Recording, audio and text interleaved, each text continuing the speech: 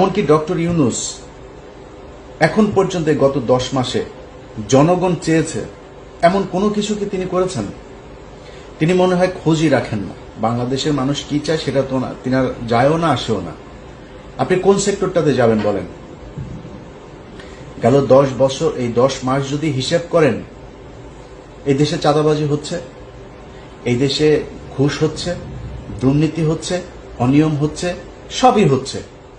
কোনো কিছু কি বন্ধ আছে? এখন বিএনপি ক্ষমতায় থাকে,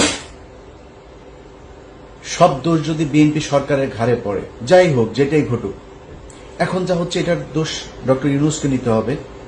আপনি বন্ধ করতে পারেন নাই কেন এই দুর্নীতিগুলো?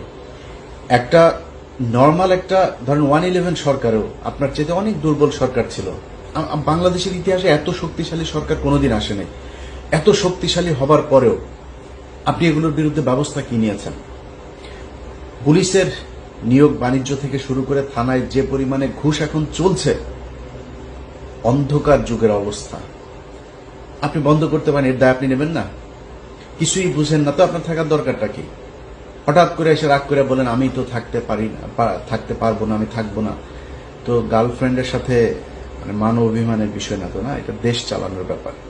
আপনি পারবেন না? এতগুলো স্টুডেন্ট মারা গেল, এতগুলো সাধারণ মানুষ মারা গেল, এই যারা আপনার সাথে এখন আছে, এই স্টুডেন্টের জীবন নিরাপত্তা ঝুঁকির মধ্যে ফেলে আপনি চলে যাবেন সবকিছু সব জায়গায় ব্যর্থ হয়ে? এটা তো হইতে পারে না। আপনাকে কঠোর হওয়া উচিত ছিল। কিন্তু এখন যাবেন আমি এখন মানে ঘাটটা সোজা করে তারপর দাঁড়াবেন, সেই সুযোগ আপনার হাতে নাই। কারণ আপনারা এই গেল 10 মাসে যেই সুযোগ হাতে পেয়েছিলেন সেটা কাজে লাগাতে পারেন না।